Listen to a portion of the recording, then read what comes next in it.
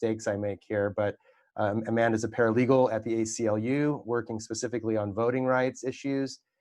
She was if I'm not mistaken, an SSA leader when she was a student, and then staff with SSA for a period of time as well, I think. So, is that right? So I was on the National Advisory Council, Okay, all right, my but I was mistake. involved in Alabama's different SSA chapters. Yeah.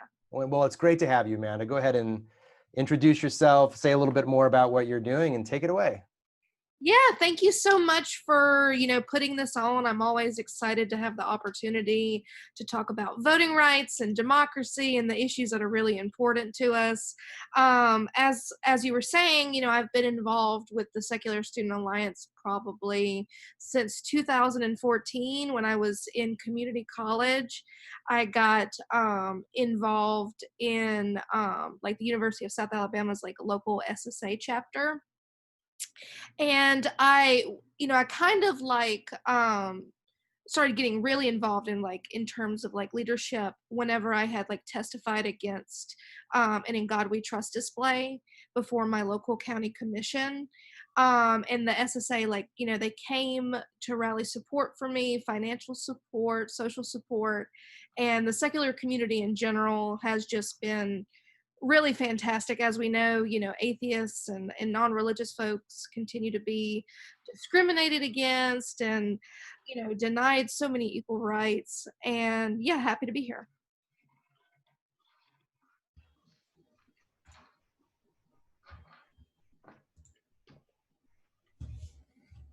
So I know you've prepared this presentation for us. So I'm really looking forward to seeing what you're up to and how you can educate us on what are the urgent needs that we're facing right now, trying to vote during quarantine, and then we'll circle back and ask you some questions at the end. Okay, great. Let's get started.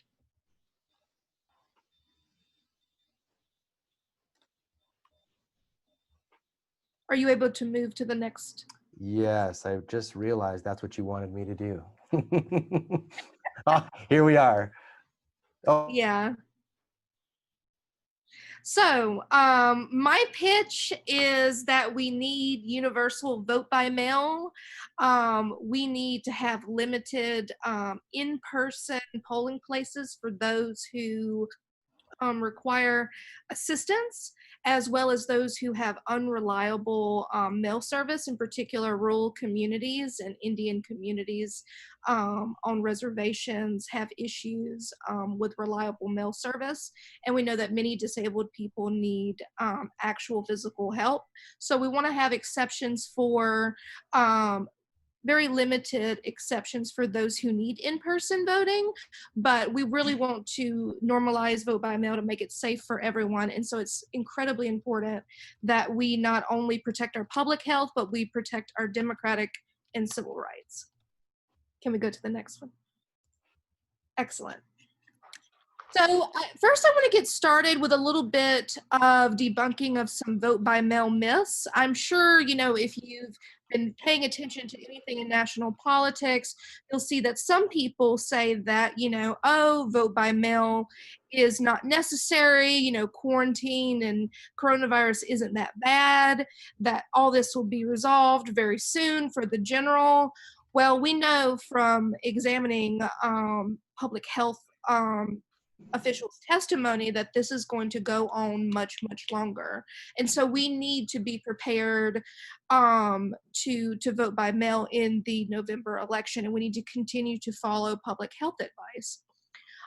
So what public health experts have found was that in Wisconsin, where they refused to do vote by mail and they still had in-person voting, they found that there was an increase in COVID infections in community transfers. And that's so unfortunate. That's incredibly unfortunate. Several poll workers in Illinois, for example, during their primary, they got sick. And there's no reason we should be putting poll workers or voters or staff or volunteers, anyone in a position where they have to choose between exercising their right to vote and protecting their public health. So, and then the second myth I kind of want to address a little bit is this idea that vote by mail is rife with fraud. You know, I'm sure, you know, anyone who pays attention knows that there is a lot of lively discussion about how common voter fraud is, how necessary voter ID laws and additional verification laws are needed. The facts, however, say that voter fraud is extremely rare, mail and otherwise. In fact, this is an interesting piece of information I wanted to share with everyone. The conservative think tank, the Heritage Foundation, which is one of the organizations that tracks election fraud cases, they found that in the past 20 years, there have been 250 million ballots cast, and there have only been 1,200 cases of voter fraud.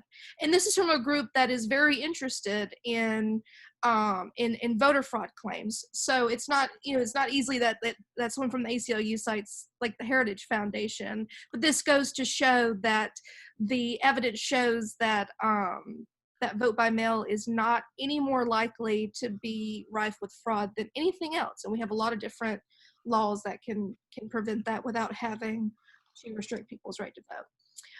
So a third myth I kind of want to focus on is this idea, this kind of talking point that vote by mail only benefits Democrats.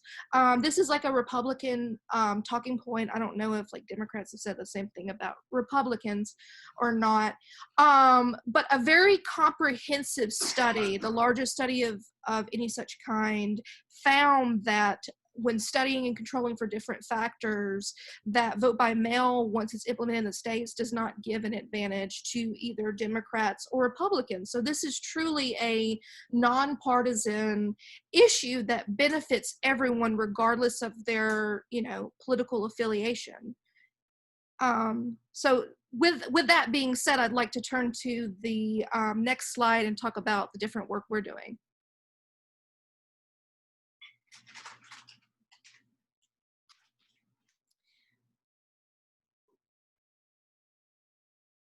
Yeah, so just a little bit of background. As Ryan said, I'm a paralegal with the Voting Rights Project at the ACLU, which is honestly my dream job out of college. I'm very excited to be doing this type of work. So some of the stuff we're doing, and it has been a crazy busy time in quarantine. Yes, I'll certainly share that link about the study. It was published in the Washington Post, and I didn't have any space to include the link on the slides, but I'm happy to share that with anyone. Yeah, so some of the stuff we're doing is obviously we're doing our bread and butter, which is legal issues. We're doing a lot of litigation. I've had the opportunity and the privilege to work on some of these cases. So some of the issues that we're facing is we're challenging laws that ordinarily wouldn't be that burdensome, but with the context of COVID is incredibly burdensome, and particularly burdensome for older voters, you know, voters with disabilities, voters with pre-existing health conditions that make them more susceptible to infection. So we've brought lawsuits protecting the right to vote by mail in Texas, Virginia, South Carolina. We're looking at some other states as well. I had the opportunity to work on the Virginia and the South Carolina cases where we are challenging these state laws. In about 10 or 11 states, there are laws that say that you have to have another adult witness you filling out your absentee ballot, and also for that witness to sign it, and then for you to mail it in as a way of, you know, identifying and verifying that, you know, you are who you say you are, and you are, you know, filling this out on your own accord and no one has influenced you in any way. However, with quarantine and with the states locked down, and in particular with public health guidance saying that we need to, you know, continue to limit in-person interaction, you know, these unnecessary requirements are incredibly burdensome. I don't know about y'all, but right now it's just me and my fiance in my apartment, and I couldn't I mean, I don't know if we would legally be able to have him witness it, because it has to be like a third party that you're like not related to. And that's incredibly burdensome on the right to vote. So that's something we're doing. You know, feel free to go to our website at aclu.org and see, you know, a little bit about those lawsuits and some more of the context. The second thing we're doing is we're doing federal advocacy. We're advocating for Congress to include substantial federal aid to states to help administer vote by mail, because, you know, election law and election administration is largely like state by state and local, you know, locality by locality. And it really is, you know, in our view, important to have substantial federal investment to allow states to have the resources and the equipment to print out these millions of ballots that are going to need to be done, because none of us foresaw any of that. And then if you'll look at later in the later slide about how to get involved, I'll include some information about how you can also urge Congress to pass universal vote by mail. The third thing we're doing is state advocacy. Many of you may not know that the ACLU has affiliates in all 50 states and the District of Columbia, as well as Puerto Rico. And so what we're doing is we're advocating for like substantial policy reforms and ballot initiatives that would expand voting rights, you know, including same-day registration and no excuse absentee ballots. And then that's another ways in which you can get involved is to reach out to your local like ACLU chapter. They may have like different campus ACLUs depending on you know, where your state is and all of that. So with that, I'd like to talk about more about the ways you can get involved in advocating for voting rights as well. Yeah, so the most important thing to do is to know your own rights and to know your state and your local laws for absentee ballots. So to go find out exactly what you need to do, the ACLU has compiled a very helpful resource. You go to aclu.org/keep-calm-vote, and there should be state-by-state resources on how you find out exactly how you request your absentee ballot, what you need to fill it out, when you need to get your deadline, when the deadline is, when it needs to be postmarked, and so on. So the first thing is to really, you know, equip yourself with the knowledge to actually vote by mail, because it's very easy for those deadlines and those requirements to slip us by, and then before you know it, we lose the right to vote. So the second thing is to urge Congress to expand vote by mail. Like I said, we've been advocating for giving substantial federal investment, but you know, Congress needs to be urged. They have given some money to the states for election administration for absentee ballots, but it's kind of insufficient. There's definitely still a lot of work to be done because, you know, we're trying to administer vote by mail in all 50 states. And then the third thing is actually very, very near and dear to my heart, which is volunteering for election protection. This is something I've been doing for a long time, which is answering phone calls from voters themselves from all across the country, and answering, you know, basic questions like where's their polling place, when's the deadline for you know, having postmarked the ballot, or, you know, I didn't receive my ballot, or just very basic questions like that. There's a national hotline that's put on by civil rights groups generally. It's led by the Lawyers Committee, but the ACLU and several other groups are also a part of that. And it's 866ourvote.org. And you can do remote like volunteering. I did it for Super Tuesday and 2 of the primaries after. And you'd think, oh, it wouldn't be a lot of calls because this is like the primary and a lot of people aren't voting. You'd be very surprised. And it was incredibly rewarding to talk to voters themselves and to hear their issues, and to be able to have them say, hey, thank you so much for finding out, what information I needed. So if you're looking for something to do more than just find out what your voter registration is, or you're looking more to do than a petition or a link, definitely consider volunteering for election protection. And so the next thing is Q&A. Awesome. So I'm going to put a link here in case I just spent a little time tracking down that action link. So that's a little easier to click in your browser. And so lots of resources on your website. Are there particular actions? I mean, I know that the expanding voting rights to vote by mail is part of the sort of the various iterations of the stimulus packages that are going through Congress. Is that where they're being debated, or are there other times where those things are coming up at the moment? Yeah, so this particular link that I've linked to is for the different rounds of the stimulus packages to make sure that there is aid to states. However, in the past, Congress has mainly some, I think it's senators from Oregon, which has universal vote by mail there. They've introduced actual legislation to make it a norm to vote by mail. So that may be something that is reintroduced, especially in light of COVID.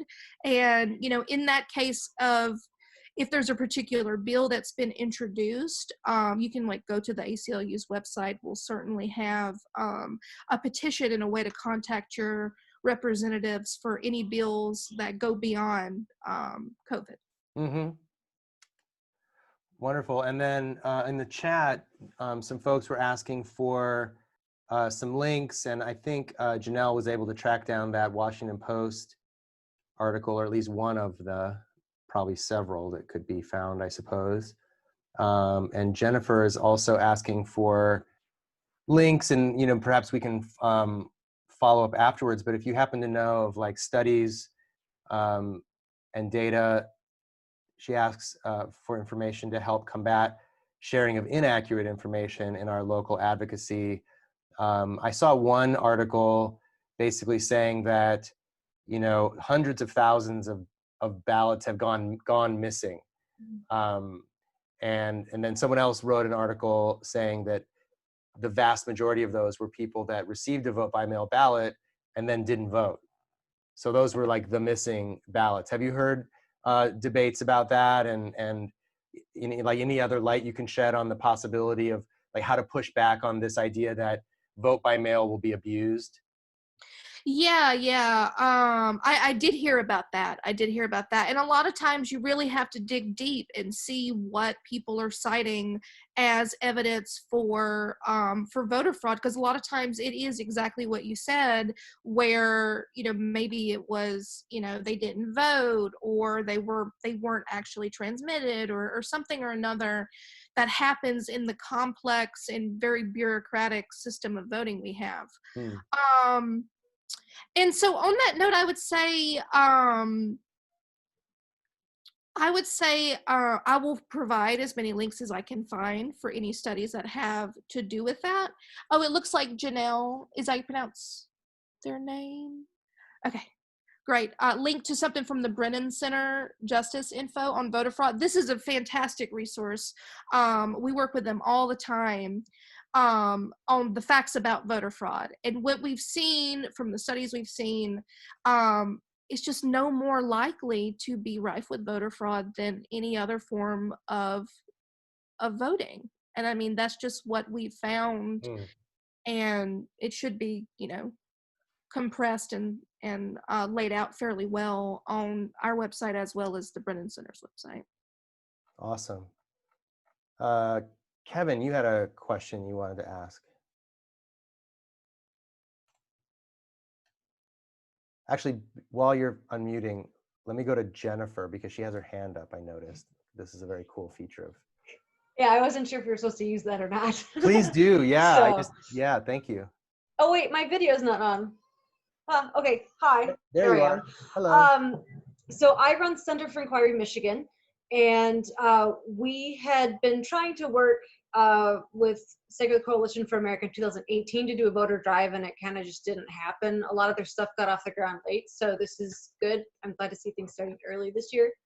One of the things that I know our people are going to ask for is it would be awesome if we had a central area to send people for these resources, like an FAQ or a site somewhere on one of the coalition pages websites that could be passed around. I know that's something I've been working on doing for our other local advocacy stuff on our local site anyway. So the voter fraud stuff is a big thing.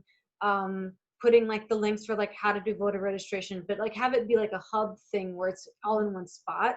That would be something, just as a fellow organizer, I would find useful, because then I could just send somebody one link and be done. And or other people can know where to find it. We could post it on our resource on our advocacy page, where they can just quickly find those resources without having to duplicate work. Yeah, that's a fantastic suggestion, and I'll definitely, suggest to our management over at the ACLU that we need to centralize our information a little bit better. Yeah, and I know that this is just getting started, and I know that with the coalition for this on the secular side is rather vast with all of the different groups. So I don't know if there needs to be a national level conversation with the main people or not. So Yeah, Janelle, do you want to say a word about Secular America Votes and kind of what the coalition is working on with that in that regard? Definitely. Thank you so much, Amanda. That was very insightful, and I appreciate you being here today. I saw you were from Alabama, so roll tide. I don't know if you're an Alabama fan. Alabama? I just moved back from Montgomery, so I was excited to see that in your bio. So knew some folks at ACLU of Alabama, so they're still there doing the good work. So appreciate all the work you're doing. Probably be suing Alabama pretty soon. Yeah, they need to be sued every now and then. But yeah, thank you for that suggestion, Jennifer. I can definitely put something together. We kind of have an internal base of some articles that we've been working with and referring to. So I've been overseeing the Secular America Votes project, which many of you probably heard about this through our newsletter for that. So Carolyn and I, our voter awareness intern, have really been, trying to keep an eye on things and, figure out what's going on, how COVID is going to impact our elections, and following a lot of these resources. So we can definitely work on compiling those. And for our next newsletter that'll be sent out on June 1st, we'll be linking to a kind of like community organizing toolkit, so that'll have our voter registration guide. So we are still moving forward with the hopes that there will be some capacity for in-person voter registration, and making sure that we do have resources and support in the event that we're capable of doing that. But in the meantime, also really working to provide resources and keep folks updated on this. So definitely keep an eye out for that. I saw Ryan just put the link to the Secular America Votes website in the chat, so you can sign up for updates there, and that's kind of how you can keep posted there. But yeah, just really to echo what Amanda's saying, that emphasizing the vote by mail, but not allowing that to be the only thing we're doing, I think is so important right now, and really just kind of providing strategies and keeping in touch with folks that are organizing and combating these. So yeah, it's really, I think a lot of it seems like combating a certain amount of cynicism, right? Like I feel like everybody that I interact with is registered to vote, like ages ago, right? Like they've been registered to vote, and perhaps there are still large volumes, right? Of it. I don't know what the stats are. I don't know if you do, Amanda, about how many people are eligible to vote but unregistered. Is there a sense of that? Yeah, there's actually the Britton Center should have some information about these particular numbers, but there's substantial populations of people who are not registered to vote despite being eligible. A lot of a lot of those folks actually, if you look at like the demographic breakdown, it's generally working class and poor people, as well as communities of color who are less likely to be registered to vote. So believe it or not, voter registration drives are incredibly important to reach as many people as possible. And in my work, we utilize every tool that we have, legal, policy, advocacy, to get everyone registered and able to actually cast that ballot.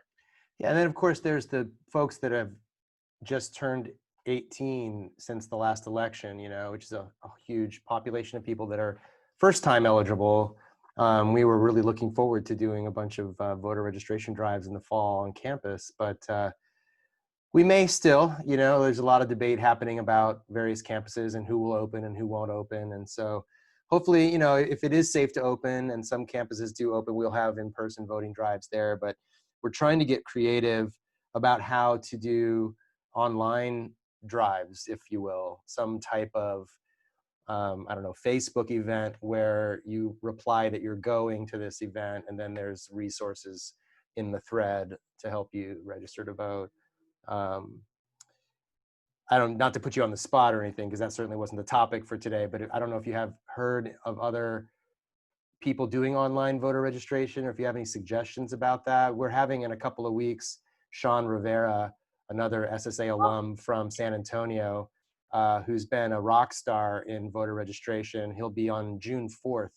We'll be doing one of these. Oh, fantastic. Yeah, we're going to do a webinar with him. And he responded to me by creating a Google document of all the things he could talk about. And it was like 3 pages long and would take probably a week. And I was like, we need to have a whole conference on this apparently. So I'm trying to narrow it down, but I mean, Sean will give us some really great tools on actually like boots on the ground, like how do we register the maximum number of people. But I just wanted to, just off the top of my head, if you were on top of your head, if you know. Yeah. So we work a lot with the League of Women Voters, and despite it being the League of Women Voters, obviously anyone, man, woman, doesn't matter, can use these resources. And so they have, I would say they're like one of the premier like voter registration organizations in the country. When I was in community college, I always did local voter registration drives with the local chapter, which were incredibly successful. So they should have some resources on their website about voter registration drives, in terms of, particularly with high school populations and how to reach those populations. I did a little bit of research recently on one of our projects about thinking about the ways in which we can engage people who are about to turn 18 years old. So if you go to, I believe it's lvw.org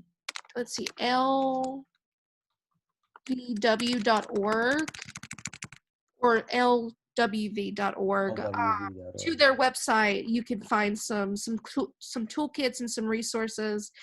And I really want to echo what you were saying about Sean and having, that important element of boots on the ground. And so there's tons of, community organizations you can tap into who've been doing this work, what the best practices are for your particular state and your particular area and the demographics you're trying to reach. So there's a lot of different resources out there. Earlier in the chat, Kevin asked, we just found out in California, the SSA office is in California, and I live in California, Janelle's in California, that we're going to all get a vote by mail ballot automatically in California now. Do you know what other states are kind of in that process, or maybe potentially would have such a thing happen at a state level, or maybe others of you on the call know in your state? Michigan just announced that they are going to automatically send applications for mail-in ballots to every single person in the state. That was announced yesterday, I think. So you still have to do the application and send it in, and then you'll get the ballot. So you get the choice, but nobody has to go to the clerk's office or have internet access to print off the form and do that, which is what the normal process is. Because actually 2018, we really made it a huge step forward. If you guys heard about our anti-gerrymandering proposal that passed by a strong margin, even with all of the Republicans in charge at that point, people still wanted to vote for democracy. So they're working on ungerrymandering our districts, but in the meantime, that also included a no reason absentee ballot proposal. So there's a permanent list you can get on so that you get the application automatically every year that there's an election. But this year, because of the pandemic, they are automatically sending it to every registered voter household, which I think is great. So we made a run of the top 3 positions in our government here in Michigan with Democratic women. So we have a lot of really powerful women in charge. It's really awesome right now. Congratulations, Michigan. That's Right? awesome. Yeah. One silver lining. Incredible. Yeah. So what we're seeing is a lot of states are really rising to the challenge and doing that. Unfortunately, not all. The issue is that I can't give you like an estimate of how many states are doing that because it is so state by state. I know Maryland is also doing something similar to Michigan, but on that note, I would say, look up your state's particular website, and they should have some information about what you have to do to get your absentee ballot. But the critical issue with voting rights is always going to be it's state by state. Sometimes it's locality by locality.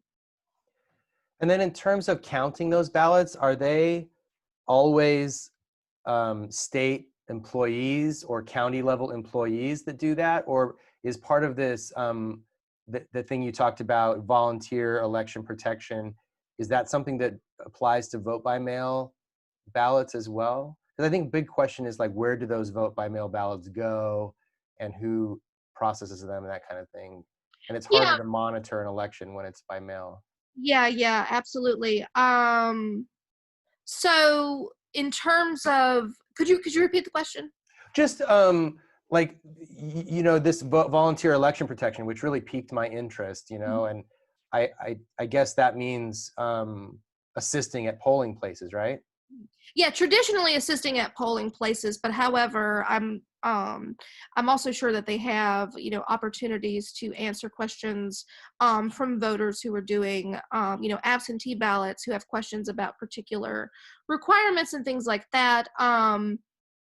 Is that what you meant? Yeah, whether there was a way for volunteers to get involved in the vote by mail.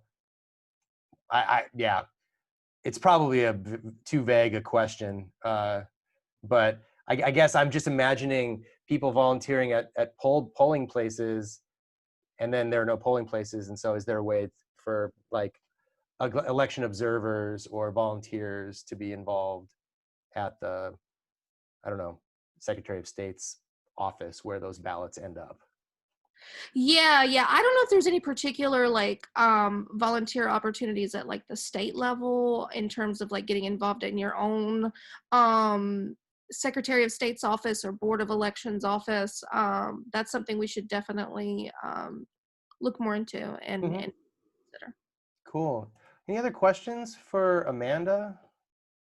I was just going to add on to kind of the conversation about the youth vote and vote by mail. I was on a webinar this morning with the Brennan Center, and it was talking a lot about kind of like a lot of young people don't even, we joke about this at SSA sometimes, like young people don't even know how to use the mail. Like I feel like an outlier among my friends that like I know how to, use stamps and send all these things, but that's something people haven't even engaged with. And I think the number was like 15 million young people, or this will be the first election they can vote in. And there's, historically issues with young people even knowing how to navigate the voting process when it's in person and it's normal and it's, the way their parents have done it now. Nobody knows what's happening. States are going to be rolling things out like vote by mail that they're not used to. So how do we engage those people in a way that, they're being educated on the process of how to vote. So one of their suggestions was really trying to get young people to become poll monitors and poll workers. Oh, wow. The people that normally are at polling sites are usually 65 and older that, don't have a job that can sit there and be at a polling site, and now they're the people that shouldn't even be out in public for their own safety. So kind of providing two solutions, and that you're exposing the voting process to young people. They're actually getting to see it in action, and I think it's such a valuable cause to work on. I did poll monitoring when I was in Alabama, and it just opened my eyes to so much about the voting process that I had no idea of, and I feel like such more confidence when I do go to vote because I have a better understanding. So I think something that we can do with our affiliate groups and things like that is be kind of that resource to provide information, and like going back to what Jennifer said, being like the locus of how we can support people, because I think a lot of what is going to be important leading up to this election, if we can't be out there doing drives, is helping educate people on how they are going to access these things and giving them resources, pointing them to their Secretary of State, keeping people updated on deadlines, and just really getting people keyed in. So for our Secular America Votes website, we have it set up now so you can sign up for election reminders, and that's through vote.org. So then once we, if we send people there, then they're at least getting that reminder, which is going to presumably populate with any updates that are, vote by mail related. So feel free to send people our way for that. I'll post the shortened link that has it has opportunity to request a absentee ballot or vote by mail if your state allows that at the time.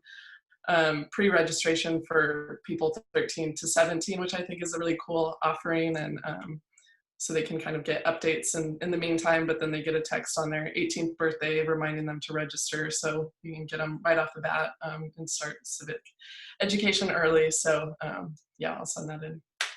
Yeah, that's a fantastic resource, and really goes to the point of it's so important to have, these affiliate groups and campus groups that know exactly what's going on the ground, state by state, and to be able to, get that information out there. Because see, the disadvantage, someone like me who, lives in DC and works in the, the national ACLU, is that we do not know the exact ground conditions of everything. And that's why it's so important for local groups to be doing this work and to be supported and amplified.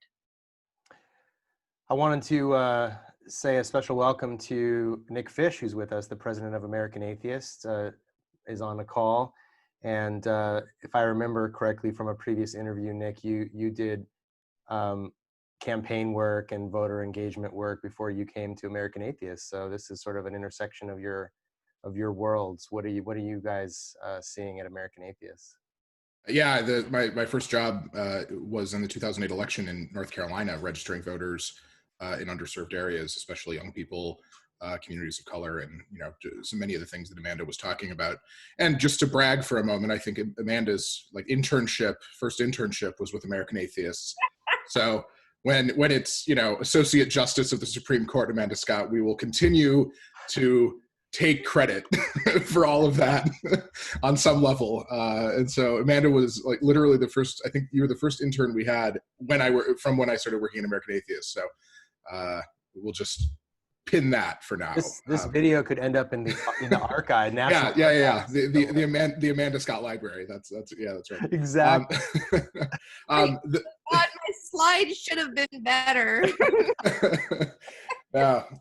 The thing I was going to mention, and this is something Janelle talked about as well, and that I think is really important, is the power of communities and community groups, and the role that it sort of feels weird to phrase it this way in the midst of like a global pandemic, but the role of social accountability and like group dynamics plays in boosting voter turnout. I wish I had the study at the tip of my fingers, but I don't, unfortunately. One of the most crucial things in goosing voter turnout among religious communities there was no special sauce other than people talked to one another and said, "Hey, are you going to vote this week?" And so it's really hard to do that, obviously, when our community, atheists, young people, tend to be a little bit disconnected from these more well-established social circles and these well-established social groups, like churches. And so they've built up this centuries of lead time on us. But it's one of the reasons that we see voter turnout is so much lower among younger people, but also among the non-religious, which is different from atheists. Atheists actually tend to be pretty well engaged, but among the non-religious who are sort of disconnected from this, all of this in general. And so I was wondering, Amanda, if that's something that the ACLU has looked at all, about like ways to encourage turnout above and beyond removing structural barriers, because I don't want to pretend that those structural barriers don't exist, but there are certainly a huge number of people in the United States who don't have that type of structural barrier, but still aren't getting out and voting.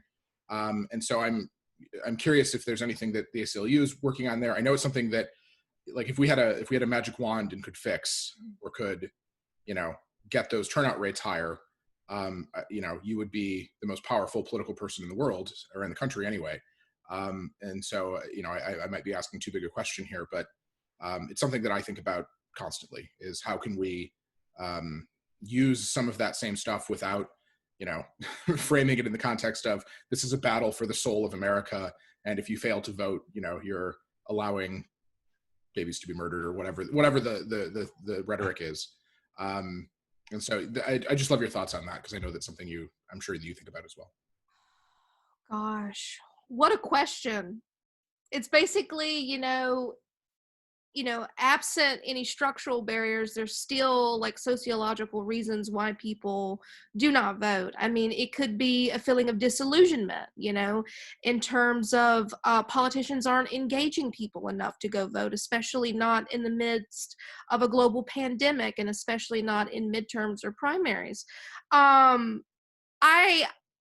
In terms of encouraging people on like a personal level, like when I was doing like voter registration drives in like community college, a lot of things that I did was just like connect with the person and try and get them to understand, the issues that are important to them are particularly relevant to why they should be registering to vote, and in the particular upcoming election.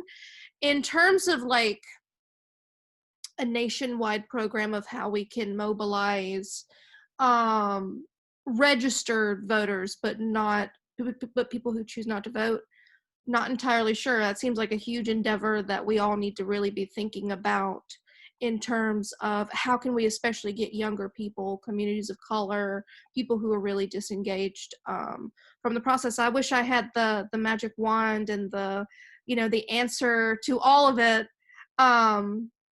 But I don't.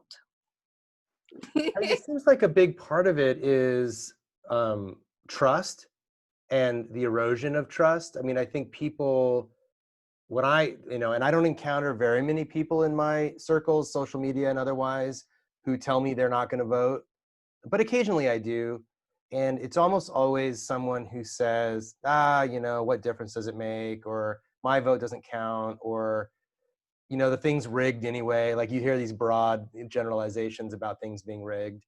And I think, anytime, for example, weird stuff happens, like the state of New York, cancels their primary or something. It's another like nail in the coffin, I think, of that's probably a little dramatic, but it's just a chink in the armor, I guess, of people saying, oh no, your vote really counts. And they point to things like that to say they don't even want us to vote, or they're trying to take away our vote. And then that turns into like a bigger conspiracy theory, perhaps, that there's a plot or something like that. But it just seems like anything we can do to shore up people's confidence in the system, broadly speaking, but at a local level, like down ballot elections, are so important. And if you can, in California or in LA County, for example, they inverted the ballot in the March ballot. And I was actually running for city council. And so my election was like third on the ballot. There were 3 districts, and it was my district was third on the ballot, and the president was at the very end of the ballot, which sort of makes people kind of go through some of the other stuff before they get to the president. But maybe trying to engage people at a local level as well, to say this ballot initiative, or this tax or this bond initiative or something for your schools, your local schools is super important. And while you're at it, maybe have a look at the other people running for office as well. Yeah. Yeah, and I just for our role in this, I think reinforcing the importance of community where people need it, and giving people space for that is something that we're making very much a priority, especially right now. Creating places for people to come together and just sort of hang out and be able to express or gripe or express some frustration or share some motivation, just share what's going on in their lives, I think is really important. And normalizing a level of political engagement where it's not just there are those of us who follow politics because it's our job and because we're passionate about it, but there are I think many more people in this country who follow politics as a matter of survival, or as a matter of they view it through a lens of survival, and when they're not seeing the government be truly responsive to their concerns, of course they're disappointed in the results, and so they get disillusioned. And it's not. We have to find ways to get our government to a point where it is responsive enough, where it is earning people's participation, and it's not gamified like it is for, I think, a lot of people who do view it as theater and spectacle and all of that, which is really detrimental, I think, to confidence in the system, to Ryan's point. And so, encouraging groups to get involved in just small bits of participation in their local government, I think, is at least my intuitive sense of a way to move forward. But it's the hardest nut to crack at this point for us, I think, because it's people who are disengaged, not just from churches, but community groups and from our groups. And so it's like, how do we talk to the people that aren't even in the room? How do we know what they want? Well, that's really challenging. So that's something we have to work on. And if anyone has any large piles of money laying around that would like to help us do that, visit secularstudents.org, atheist.org. We're more than happy to try to come up with something. I'm sure aclu.org would be an equally good spot, but I sense that there's a pretty good amount of money laying around right now. So maybe throw it to the little guys. I want to make sure Amanda keeps getting paid, but I want to make sure I'm getting paid, but there's so many, and I remain incredibly inspired and just encouraged by all the work that American Atheist is doing, the Secular Student Alliance is doing, Secular America Votes, one of the most important missions out there to really show our power as non-religious, as atheists, as agnostics, as secular humanists, all of the above. And it's incredibly important because, I know as an open atheist and a secular humanist, I don't have those traditional networks myself. And so I rely a lot on, more kind of like political or secular kind of groups for that community. And so it's so important to be able to connect with our people and make those connections and have those resources. Janelle just put a link in the chat to the newsletter, to sign up for our newsletter, where this is, and by our, I mean Secular America Votes. So this is our secular community-wide campaign to register as many secular people, but also just people to vote. And it makes me think, and we've talked a little bit internally about this, but Jennifer, as you were sharing about what was happening in Michigan, I think one cool feature for the newsletter in upcoming issues would be updates from the field, like what's happening in your area, little updates about what your activism looks like. And so if you want to write into us and kind of give us a sense of that, because I think to Nick's big question, like how do we engage people who are safely hidden behind their four walls of their house and aren't engaged, someone knows them. And, just trying to, broaden our network as much as we can. And that, I think, comes down to CFI affiliates, like the one in Michigan, and American Atheist affiliates, like one that Janelle and I were talking to in Oklahoma earlier this week, and SSA chapters that are interestingly, SSA chapters are kind of a funny beast because they're university centric, and those students come to those universities from everywhere. So you could have, University of Texas at Austin, and the students are from Maine and New York and California and Florida and everywhere. And now they're scattered back at home, and we're trying to help them stay connected as best we can. But they all know somebody as well. So it's just like everyone bring one, we used to say when I was a pastor, to grow the church. Like if everyone just brought one person to church, the church would grow. And I think if, See. yeah, exactly. Hey, Ryan, question on that note, or Janelle, I'm not sure who would be following this aspect, but is there a plan or plans in the works already to have each of the coalition member groups specifically reach out to all of their affiliates, like whether it's providing sample text for an email, say, here, please send this through your email program. I know I pick up on that stuff and do that a lot because that's my job. That's what I focus on every day for Michigan people, for CFI. But I know sometimes those are things that slip through the cracks communication-wise when you have larger groups all working together on a joint project. So if there's not something already available, that would be a really good thing. Because if you give it to them already ready to go, it's really easy to make sure that it actually gets out to people. Yeah, definitely. So what we're working on right now that kind of aligns with that is our communications toolkit. So we've developed some different emails that can just be copy and pasted, kind of around grouping them around different areas. So like, here's an email that you can send to folks encouraging them to register to vote. Here's one you can send your members encouraging them to host a drive. So I tried to kind of provide some diversity in terms of outreach.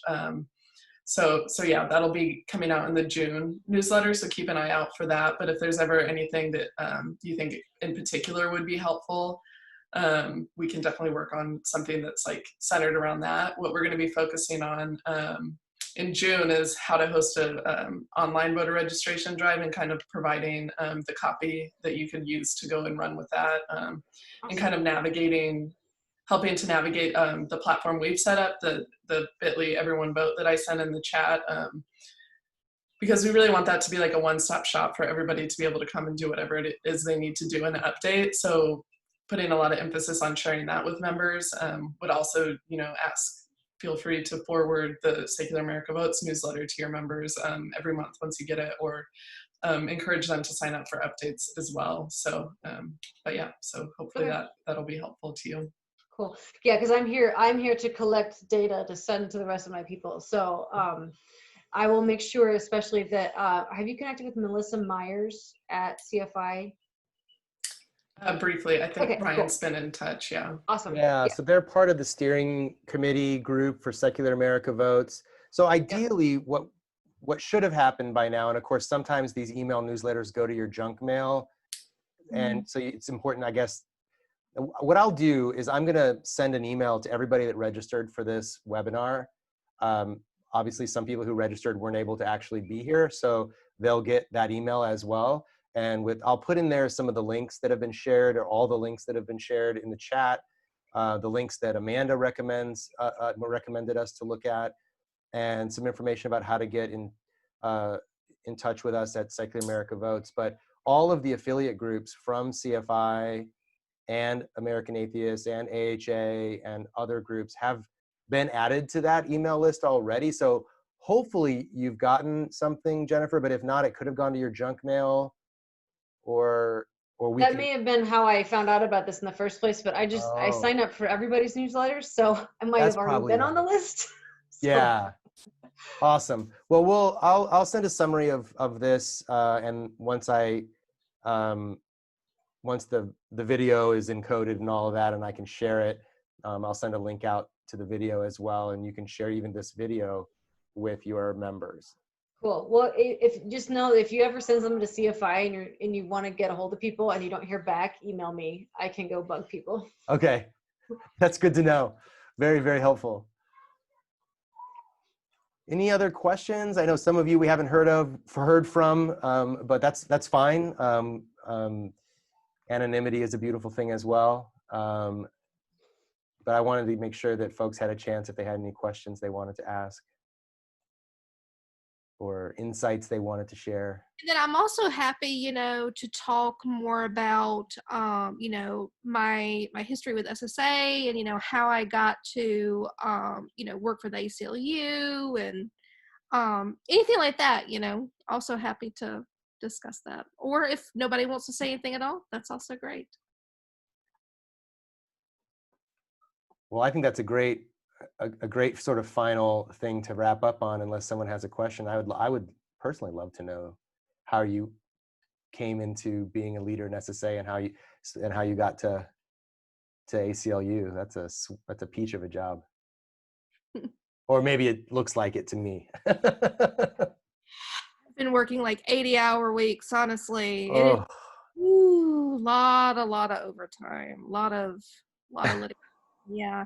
I would say, you know, my advice to students who were in the same position I was just a couple of years ago is just continue staying involved, you know, make those connections, get involved in any way you can, whether it's, you know, at your affiliate level or if it's you know, start your own chapter, you know, go to government meetings and testify. Well, we're in quarantine, so maybe we should not be advising that, but in a post-COVID world, we would have more, you know, engaging with local government officials. And all that is to say is that, you know, continuing your passion, continuing your activism is just really critical to being able to you know, pursue a career like I have, which is, you know, doing activism on a daily basis, which is such a privilege.